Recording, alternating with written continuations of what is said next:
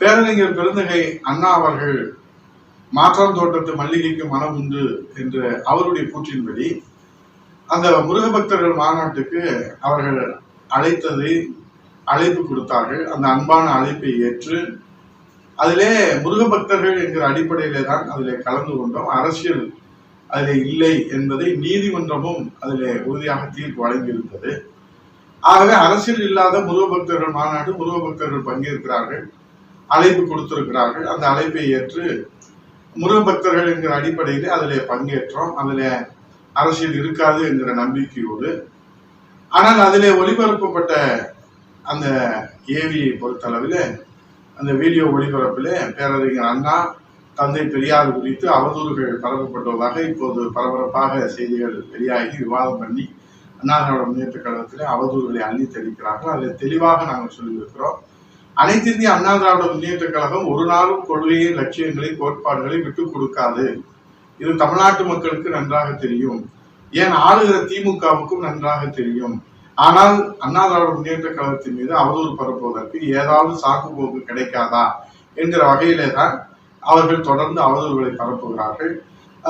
பொதுச் செயலாளர் புரட்சித் தலைவர் எடப்பாடியாரை பொறுத்தளவில் பேரறிஞர் அண்ணா அவர்களை பற்றியும் புரட்சித் தலைவர் அம்மா அவர்களை பற்றியும் அவதூறாக பேசிய காரணத்தால் தான் என்ன முடிவெடுத்தார் என்பது தமிழ்நாட்டு மக்களுக்கு நன்றாக தெரியும். அதை திரும்ப இந்த நேரத்தில் திராவிட முன்னேற்ற கழகத்திற்கு நான் நினைவு கூற கடமைப்பட்டிருக்கிறேன். உங்களைப் போல எல்லாவற்றுக்கும் சரி செய்து கொண்டு, காம்ப்ரமைஸ் செய்து கொண்டு ஆட்சி அதிகாரத்தை தக்க வைத்துக் கொள்கிற தலைவர் அல்ல.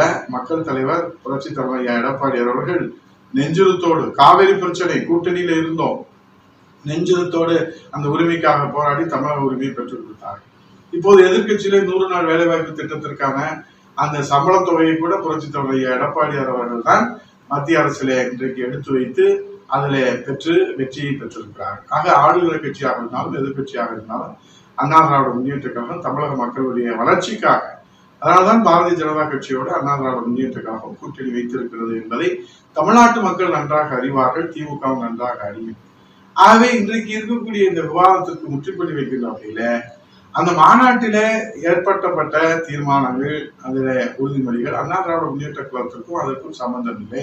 அவர்கள் என்ன நடைமுறைகளை கையாள போகிறார்கள் என்பது நமக்கு தெரியாது. அந்த அவதூறு வீடியோ என்பது ஒளிபரப்ப போகிறார்கள் என்பது நமக்கு தெரியாது. நீங்கள் முழு வீடியோவை பார்த்தீர்கள் என்று சொன்னால் நாங்கள் அந்த வீடியோ ஒளிபரப்பை பார்ப்பதற்கு வாய்ப்பே இல்லை. ஏன்னா நாங்கள் மேடை அந்த ஒளிபரப்புக்கு பின்புறத்தில் அமர்ந்திருந்த காரணத்தினாலே அது பார்ப்பதற்கு வாய்ப்பில்லை. இருந்த போதிலும் எங்கே எந்த இடத்துல தந்தை பெரியார் பேரறிஞர் அண்ணா அவர்களுக்கு அவதூறு இருந்தாலும் அதை தட்டி கேட்கிற வகையிலும் அதிலே எந்த வகையிலும் எதிர்த்து நிற்கிற, நெஞ்சுரத்தோடு எதிர்த்து நிற்கிற இயக்கம் தான் அனைத்து இந்திய அண்ணா திராவிட முன்னேற்ற கழகம்.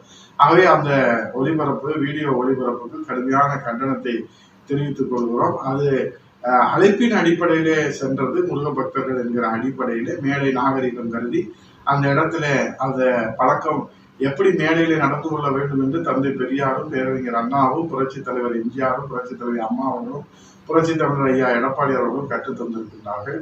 ஆகவே அழைப்பின் பேரில சென்றது மாற்றான் தோட்டத்து மல்லிகைக்கு மனமுண்டு என்று பேரறிஞர் பெருந்தகை அண்ணா அவர்களுடைய அந்த கூற்றின்படிதான் அந்த மாநாட்டிலே நாங்கள் பங்கேற்றோம். பேரறிஞர் அண்ணா அவர்களுக்கு ஒரு இழுக்கு என்று சொன்னார். அதை முதலாக எதிர்த்து குரல் கொடுக்கிற இயக்கம் அனைத்து இந்திய அண்ணா திராவிட முன்னேற்ற கழகம். உங்களை போன்று அண்ணாவால் கொட்டுகிற மலையிலே ராபின்சன் பூங்காவிலே தொடங்கப்பட்ட திராவிட முன்னேற்ற கழகத்தை ஒரு குடும்ப சொத்தாக்கி நிறுவன தலைவர் அண்ணா அவர்கள் தன் குடும்ப உறுப்பினர்களை யாருமே அதிலே ஈடுபடுத்தியது இல்லை. தன் வளர்ப்பு மகனை கூட அவர் அதிலே பங்கேற்க செய்வது இல்லை என்ற உறுதியோடு இருந்தார். ஆனால் அவர் உருவாக்கிய அந்த இயக்கத்தை நீங்கள் குடும்ப சொத்தாக்கி அதன் மூலமாக தமிழ்நாட்டில் நீங்கள் குடும்ப சொத்தாக்குவதற்கு அண்ணா திராவிட முன்னேற்ற கழகம் தடையாக இருக்கிறதே என்கிற அந்த உச்சபட்ச கோபத்திலே தான் அண்ணா திராவிட முன்னேற்ற கழகத்தின் மீது அவதூறுகளை அள்ளி தெளிக்கிறீர்கள். செய்திகளை உடனுக்குடன் தெரிந்து கொள்ள கீழ்கண்ட கேபிள் மற்றும் டிடிஹெச் நெட்வொர்க்குகளில் எம்நாடு செய்தி தொலைக்காட்சியை காணுங்கள். பாதகம் செய்பவரை கண்டால் நாம் பயம் கொள்ளலாகாது பாப்பா. மோதி மிதித்து விடு பாப்பா, அவர் முகத்தில் உமிழ்ந்து விடு பாப்பா. அண்மை செய்திகளை உடனுக்குடன் தெரிந்து கொள்ள இணைந்திருங்கள் எம்நாடு தொலைக்காட்சியுடன்.